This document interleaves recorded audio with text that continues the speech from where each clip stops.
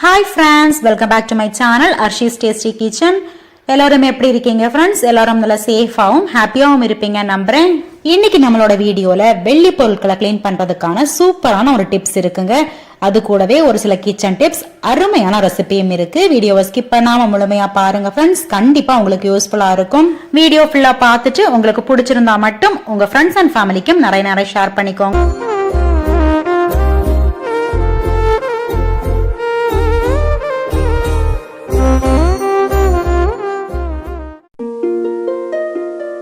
First tip பார்க்கலாம் friends. Tip number 1. இந்த tip பார்த்தீங்கன்னா லேடிஸ்க்கெல்லாம் ரொம்பவே யூஸ்ஃபுல்லாக இருக்கும். நம்ம சாரீ எல்லாம் கட்டுறப்ப நம்ம யூஸ் பண்ணக்கூடிய அந்த பின் பார்த்தீங்கன்னா சாரியில மாட்டிக்கும். ஆனால் இந்த பின்னை பார்த்தீங்கன்னா ஒரு சில நேரங்களில் எடுக்க முடியாமல் நம்ம ரிமூவ் பண்ணி எடுக்கும் போது அந்த சாரியே கிழிஞ்சு வந்துடும். இதனால சாரியே வீணா போயிடும். இந்த சேஃப்டி பின்ல நான் காமிக்கிறேன் பார்த்தீங்களா, இந்த இடத்துல தான் மோஸ்ட்லி இந்த சாரி போய் மாட்டிக்கும். இதை ஈஸியா நம்ம சரி பண்ணிடலாம். இதுக்காக நான் எடுத்திருக்கிறது பாத்தீங்கன்னா நெத்தியில வைக்கக்கூடிய பொட்டு தாங்க. இந்த பொட்டு அந்த சேஃப்டி பின்னுக்குள்ள இந்த மாதிரி நான் வீடியோல காமிக்கிற மாதிரி போட்டுருங்க. அதுக்கப்புறம் நீங்க சாரியில பின் பண்ணி பாருங்க. சேஃப்டி பின்னோட அந்த வளைவான பக்கத்துல தான் மோஸ்ட்லி சாரி போய் மாட்டிக்கும். நாம இந்த பொட்டை நுழைச்சு விட்டுருக்கிறதுனால இந்த வளைவான பக்கத்துல இனி நம்ம சாரி மாட்டிக்காது. நாம யூஸ் பண்ணக்கூடிய சேஃப்டி பின்னால இனி சாரிக்கு எந்தவித டேமேஜும் வராது. இந்த டிப்ஸ் உங்களுக்கு கண்டிப்பா யூஸ்ஃபுல்லா இருக்கும்னு நினைக்கிறேன். ட்ரை பண்ணி பாருங்க.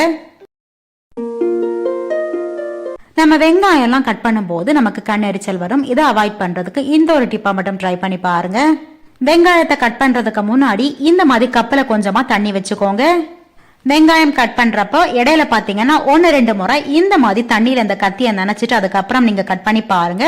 கண் எரிச்சல் சுத்தமா வராதுங்க. இந்த டிப்ஸ் பிகினர்ஸுக்கெல்லாம் ரொம்பவே யூஸ்ஃபுல்லா இருக்கும். கண்டிப்பா இந்த டிப்பை ட்ரை பண்ணி பாருங்க. சூப்பராகவே ஒர்க் அவுட் ஆகும்.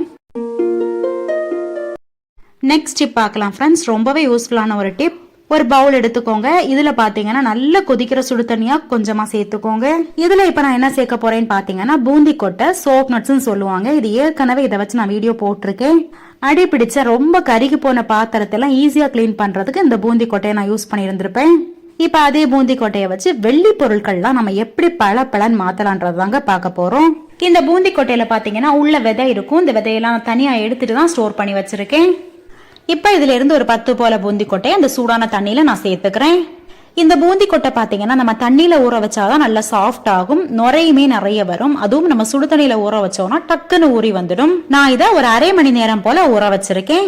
இப்ப பாருங்க, ஒரு அரை மணி நேரத்துக்கு அப்புறமா பாருங்க, இந்த பூந்தி கொட்டையை இந்த மாதிரி நான் வீடியோல காமிக்கிற மாதிரி கையால நல்லா பிசைஞ்சு விட்டுக்கோங்க.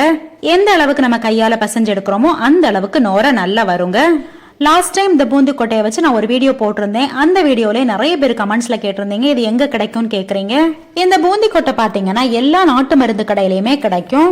நான் எங்க வீட்டு பக்கத்துல இருக்கக்கூடிய மரத்துல இருந்து இதெல்லாம் கலெக்ட் பண்ணி காய வச்சு ஸ்டோர் பண்ணி வச்சிருக்கேன். இப்ப அடுத்ததா இது கூட சேர்க்கக்கூடிய பொருள் பாத்தீங்கன்னா சபீனா தாங்க. சபீனா எல்லார் வீட்லயுமே இருக்கக்கூடிய பொருள் தான். நீங்க கிளீன் பண்றதுக்கு எந்த அளவு வெள்ளி பொருட்கள் எடுக்கிறீங்களோ அதுக்கு ஏத்த மாதிரி சபீனாவும் இந்த பூந்தி கொட்டையும் சேர்த்துக்கோங்க. இப்ப இது ரெண்டும் சேர்த்து நல்லா ஒண்ணு மிக்ஸ் பண்ணி எடுத்துடலாம். இந்த ரெண்டே பொருள் தாங்க நம்ம வெள்ளி பொருள்லாம் பளபளன்னு புதுசு மாதிரியா ஆயிடுங்க. ஃபர்ஸ்ட் நான் எடுத்திருக்கக்கூடிய இந்த வெள்ளி பொருட்கள்லாம் எந்த கலர்ல இருக்குன்றத பாருங்க. நான் இன்னைக்கு எடுத்திருக்கிறது பாத்தீங்கன்னா வெள்ளி கப்பு, ஒரு கிண்ணம், அதுக்கப்புறம் ஒரு ஸ்பூனு. இது என்னோட பசங்களுக்காக நான் வாங்கினது. இது பாத்தீங்கன்னா வாங்கி ஒரு 7 வருஷம் மேலே ஆயிடுச்சு. இன்னைக்கு நாம ரெடி பண்ணி வச்சிருக்க இந்த ஒரு பேஸ்ட்டை வச்சு இந்த வெள்ளி பொருள்லாம் சூப்பரா நம்ம பளபளன்னு ஆக்க போறோம். இதை தேய்க்கிறதுக்கு பாத்தீங்கன்னா தேங்காய் நார், ஸ்க்ரப்பர் எதுவுமே தேவையில்லைங்க. நம்ம ஊற வச்சிருந்த அந்த பூந்தி கொட்டையோட அந்த சக்கை இருக்கும் பாத்தீங்களா, அதை வச்சு அந்த தண்ணியை தொட்டு ஃபுல்லா தேய்ச்சி விட்டுருங்க. பாருங்க இந்த கப்பை நான் எப்படி தேய்க்கிறேன் பாருங்க. கையால தாங்க தேய்க்கிறேன். கையால எல்லா பக்கங்களையும் நல்லா ஒண்ணு தேய்ச்சி விட்டுறலாம். இந்த மாதிரி நம்ம கையால தேய்க்கும் போது இந்த வெள்ளி பொருள்ல எதுவுமே ஸ்கிராச்சே வராதுங்க. பூந்தி கொட்டையை ஊற வச்சு சேர்க்கறதுனால நல்ல ஒரு நுரை கிடைக்கும். இதுக்கு நம்ம சோப்பு எதுவுமே சேர்க்க தேவையில்லை. இப்ப இந்த கப்பு ஃபுல்லா நல்லா ஒண்ணு தேய்ச்சி விட்டாச்சு. இதை இனி ஒரு 5 நிமிஷம் அப்படியே வச்சிடலாம். இப்ப அடுத்து நம்ம கிண்ணத்தை தேய்க்க ஆரம்பிச்சிடலாம். இந்த ஒரு பூந்தி கொட்டையை ஊற வச்சு அந்த தண்ணியில நீங்க தங்க நகையை கிளீன் பண்ணாலுமே நல்லா சூப்பரா கிளீன் ஆகுங்க. அதையும் நீங்க கண்டிப்பா ட்ரை பண்ணி பாருங்க. நம்ம வாங்கக்கூடிய ஹெர்பல் ஷாம்பூல எல்லாமே நுர வரதுக்காக சேர்க்கக்கூடிய பொருள் பாத்தீங்கன்னா இந்த பூந்தி கொட்டை தாங்க. அதனால இதை நீங்க யூஸ் பண்ணும்போது பாத்தீங்கன்னா எந்தவித அலர்ஜியுமே உங்களுக்கு வராது. தாராளமா நீங்க ட்ரை பண்ணி பார்க்கலாம்.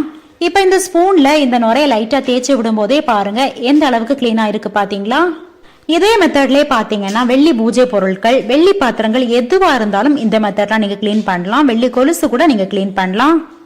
வெள்ளி விளக்கெல்லாம் நீங்கள் க்ளீன் பண்ணீங்கன்னா வாரத்துக்கு ஒரு முறை இந்த மெத்தடில் நீங்கள் க்ளீன் பண்ணி வச்சீங்கன்னா பார்க்குறதுக்கு எப்போவுமே புதுசு போலே இருக்கும்.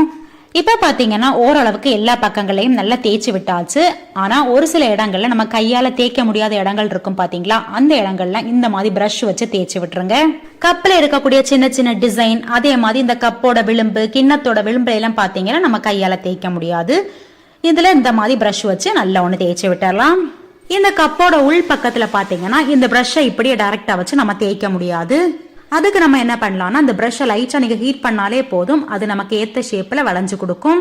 பாருங்க, நான் வீடியோவில் காமிக்கிற மாதிரி இந்த மாதிரி ப்ரஷ்ஷை லைட்டாக ஹீட் பண்ணிட்டு அதுக்கப்புறம் நீங்கள் வளைச்சிங்கன்னா இந்த ப்ரஷ் நமக்கு ஏற்ற ஷேப்பில் இந்த மாதிரி வளைஞ்சு வரும். அதுக்கப்புறம் நீங்கள் கப்புக்குள்ளேலாம் ஈஸியாக க்ளீன் பண்ணலாம். இப்போ இதெல்லாம் நல்லா தேய்ச்சி எடுத்தாச்சு. இப்போ நம்ம கழுவி எடுத்துடலாம். நான் எடுத்திருக்கிறது பார்த்தீங்கன்னா நல்ல தண்ணி தாங்க, ஃபில்டர் தண்ணி தான் எடுத்திருக்கேன். உப்பு தண்ணியில கழுவாதீங்க. உப்பு தண்ணியில நீங்க கழுவுனீங்கன்னா உடனேயே அது கருத்து போயிடும். வெள்ளி பொருட்கள் எப்பவுமே நல்ல தண்ணியில தான் கழுவணும். அப்படி நீங்க கழுவி வச்சாதான் ரொம்ப நாளைக்கு அது கருத்து போகாமலே இருக்கும். இப்ப தண்ணியில ஒரு டைம் நீங்க கழுவிட்டு அதுக்கப்புறம் கையால் இந்த மாதிரி தேய்க்கும் போதே பாத்தீங்கன்னா மறுபடியும் நல்ல நுர வருங்க. இது அந்த சபீனா, அதுக்கப்புறம் நம்ம சேர்த்திருக்க அந்த பூந்தி கொட்டையிலிருந்து வரக்கூடிய நுர தான். எந்த அளவுக்கு நம்ம கை வச்சு தேய்க்கிறோமோ அந்த அளவுக்கு அந்த வெள்ளி பொருள் நல்ல பளபள நல்ல ஒரு ஷைனிங் கொடுக்கும். இப்ப மறுபடியும் ஒரு டைம் நான் கழுவி எடுத்தாச்சு. பாருங்க, வெள்ளி கப்பாகட்டும், கிண்ணமாகட்டும், ஸ்பூன் ஆகட்டும் எந்த அளவுக்கு பளபளன்னு ஆயிருக்கு பாத்தீங்களா. அடுத்து பாத்தீங்கன்னா இதுல இருக்கக்கூடிய தண்ணி எல்லாம் ஒரு காட்டன் கிளாத் வச்சு நல்லா தொடச்சு எடுத்துருங்க. இதுல தண்ணி எதுவுமே இருக்கக்கூடாதுங்க. இதை நம்ம எப்பயாவது தான் யூஸ் பண்ணுவோம் அப்படின்னா இதை நீங்க இப்படியே ஓப்பன்ல வைக்க கூடாது. வெள்ளி பொருளை நம்ம திறந்து வச்சோம்னா காத்து பட்டு கருத்து போயிடும். அதனால காத்து போகாத மாதிரி ஒரு காட்டன் கிளாத் வச்சு நல்லா சுத்திருங்க. அதுக்கப்புறம் இது ஒரு பாக்ஸ்ல போட்டு நீங்க பீரோல ஸ்டோர் பண்ணி வைங்க. இது ஒரு வருஷம் ஆனாலும் கருத்து போகாம அதே மாதிரி புதுசு போலே இருக்குங்க. முக்கியமான ஒரு டிப் பாத்தீங்கன்னா இதை நீங்க ஸ்டோர் பண்ணி வைக்கும் போது அந்த பாக்ஸுக்குள்ள ஒரு சின்ன பீஸ் கற்பூரம் போட்டு வச்சிருங்க. ரெண்டே பொருள் தாங்க, பூந்தி கொட்டை, சபீனா, இது ரெண்டும் இருந்தா போதும். நம்ம வெள்ளி பொருட்கள் எந்த அளவுக்கு கருப்பா இருந்தாலும் புத்தம் புதுசு போல ஆக்கிடலாம். இந்த டிப்ஸ் உங்க எல்லாருக்குமே ரொம்ப யூஸ்ஃபுல்லா இருக்கும்னு நினைக்கிறேன். டிப்ஸ் பிடிச்சிருந்தா வீடியோக்குமே ஒரு லைக் கொடுங்க.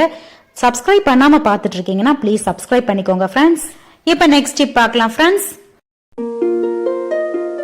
பன்னீர் மோஸ்ட்லி எல்லா கிட்ஸுக்குமே ரொம்ப பிடிக்கும். இதை நம்ம லஞ்ச் பாக்ஸுக்கு அடிக்கடி சமைச்சு கொடுப்போம். ஆனா ஒரு பாக்கெட்டை ஓபன் பண்ணோம்னா அது ஃபுல்லா நமக்கு காலி ஆகாது. பாதி பன்னீரை நம்ம யூஸ் பண்ணிட்டு மீதம் இருக்கிற பாதியை நீங்க அந்த கவர்ல போட்டு ஸ்டோர் பண்ணாதீங்க, சீக்கிரமா கெட்டு போயிடும். மேல எல்லாம் ஒரு மாதிரி ஃபங்கஸ் ஃபார்ம் ஆக ஆரம்பிச்சிடும். பாக்கெட்டை நீங்க ஓபன் பண்ணாத வரைக்கும் அந்த பன்னீர் ஃப்ரெஷ்ஷாவே இருக்கும். ஆனா ஒன்ஸ் நீங்க ஓபன் பண்ணிட்டீங்கன்னா அதுக்கப்புறமா கவர்ல ஸ்டோர் பண்ணாம நான் சொல்றேன் இந்த மெத்தட்ல ஸ்டோர் பண்ணி பாருங்க, ரொம்பவே ஃப்ரெஷ்ஷா இருக்கும். நான் ஒரு கிளாஸ் கண்டெய்னர் எடுத்திருக்கேன். இப்ப இந்த கண்டெய்னர்ல நல்ல தண்ணி ஃபில் பண்ணிக்கோங்க. இதுல ஒரு அரை டீஸ்பூன் அளவுக்கு உப்பு சேர்த்து நல்லா கலந்து விட்டுருங்க. இந்த தண்ணியில இப்ப நீங்க இந்த பன்னீரை சேர்த்துக்கோங்க. இனி இதை லிட் வச்சு நல்லா டைட்டா க்ளோஸ் பண்ணிட்டு நீங்க ஃப்ரிட்ஜ்ல ஸ்டோர் பண்ணிருங்க. 2 days ஒன்ஸ் இதுல இருக்கக்கூடிய தண்ணியை மட்டும் மாத்திட்டு புதுசா தண்ணி ஊத்திட்டு நீங்க ஸ்டோர் பண்ணிருங்க. இந்த மாதிரி நீங்க ஸ்டோர் பண்ணும்போது பன்னீர் வாங்கும் போது எந்த அளவுக்கு ஃப்ரெஷ்ஷா இருந்துச்சோ அந்த மாதிரி நல்லா ஃப்ரெஷ்ஷாவே இருக்கும். ட்ரை பண்ணி பாருங்க. ரொம்பவே சிம்பிளா செய்யக்கூடிய ஒரு ஹெல்த்தியான லட்டு ரெசிபி தான் செய்ய போறோம். இப்போ ஒரு மிக்ஸி ஜார் எடுத்துக்கிறேன். இதில் பார்த்தீங்கன்னா 1 கப் அளவுக்கு நல்ல வறுத்த வேர்க்கடலை சேர்த்துக்கிறேன். இது கூடவே பார்த்தீங்கன்னா 1/2 கப் அளவுக்கு பொட்டுக்கடலை சேர்த்துக்கிறேன். இது கூடவே பார்த்தீங்கன்னா ஒரு 1/2 கப்பிலிருந்து 3/4 கப் அளவுக்கு நான் நாட்டு சக்கரை சேர்த்துக்கிறேன். இனிப்பு சேர்க்கறது உங்களோட ஸ்வீட்னஸுக்கு ஏற்ற மாதிரி நீங்கள் கூட்டியோ குறைச்சோ சேர்த்துக்கோங்க. இதோடவே பார்த்தீங்கன்னா ஒரு 1/2 டீஸ்பூன்லேருந்து 3/4 டீஸ்பூன் போல் ஏலக்காய் தூள் சேர்த்து இதை நல்லா பொடிச்சு எடுத்துடலாங்க. இதில் தண்ணி எதுவுமே சேர்க்க வேண்டாங்க. வேர்க்கடலை நம்ம அரைக்கும் போதே அதிலிருந்தே கொஞ்சம் எண்ணெய் விட்டு வர மாதிரி தான் இருக்கும். பாருங்கள், நல்லா ஒன்று சேர திரண்டு வந்துருச்சு பார்த்தீங்களா. இந்த அளவுக்கு பொடிச்செடுத்ததுக்கு அப்புறமா இது ஒரு பவுலில் சேர்த்துக்கிறேன். இது கூட பார்த்தீங்கன்னா ஃப்ரெஷ்ஷாக துருவின தேங்காய் பார்த்தீங்கன்னா 1 கப் அளவுக்கு நான் சேர்த்துக்கிறேன். நான் இன்றைக்கி தேங்காய் துருவல் ஃப்ரெஷ்ஷாக தாங்க சேர்த்துருக்கேன். நீங்கள் 4-5 நாள் கூட வச்சு சாப்பிட்றதா இருந்துச்சுன்னா நீங்கள் தேங்காய் துருவல் லைட்டாக வறுத்து சேர்த்துக்கோங்க. இதை இப்போ எல்லாம் ஒன்றா சேர்த்து நம்ம நல்லா மிக்ஸ் பண்ணி எடுத்துடலாம். கையால் நல்லா மிக்ஸ் பண்ணிக்கோங்க, அப்போ தான் ஒன்று சேர நல்லா மிக்ஸ் ஆகி வரும். இதில் இப்போ நான் நெய் எதுவுமே சேர்க்கலைங்க. நெய் சேர்க்குறதா இருந்தால் கூட நீங்கள் சேர்த்து மிக்ஸ் பண்ணலாம். இப்போ பார்த்தீங்கன்னா நான் வெறுமனே தான் உருட்டி எடுத்துக்கிறேன். இந்த மாதிரி பால்ஸை நம்ம உருட்டி எடுத்து வச்சிடலாம். பாருங்கள், லட்டு மாதிரி நல்லா அழகாக உருட்டி எடுத்தாச்சு. இது பார்த்திங்கன்னா உருட்டுறதுக்கு ரொம்ப ஈஸியாக வந்துடும். நாட்டு சர்க்கரையோட அந்த ஈரப்பதத்துக்கு நம்ம சூப்பராக உருட்டி எடுத்தாச்சு. பாருங்கள், லட்டு ரெடி ஆயிடுச்சு. நம்ம வீட்டில் வேர்க்கடலை பொட்டுக்கடலை எல்லாம் இருந்துச்சுன்னா 10 நிமிஷத்தில் செஞ்சு முடிச்சிடலாங்க. டேஸ்ட் ரொம்ப நல்லா இருக்குங்க. இது குழந்தைங்கள்லேருந்து பெரியவங்க வரைக்கும் சாப்பிடலாம். இந்த லட்டு பார்த்திங்கன்னா நம்ம கம்மியான குவான்டிட்டியில் செஞ்சனால ஒரு 4-5 நாள் வரைக்கும் நம்ம வெளியே ஸ்டோர் பண்ணி நம்ம சாப்பிட்டு முடிச்சிடலாம். இந்த ப்ரோட்டீன் ரிச்சான இந்த லட்டுவை நீங்களும் உங்கள் கிட்ஸுக்கு ஸ்நாக்காக செஞ்சு கொடுங்க. இந்த வீடியோவில் நான் சொல்லியிருக்க டிப்ஸ் ரெசிபி எல்லாமே உங்களுக்கு கண்டிப்பாக யூஸ்ஃபுல்லாக இருக்கும்னு நினைக்கிறேன். தேங்க்ஸ் ஃபார் வாட்சிங்.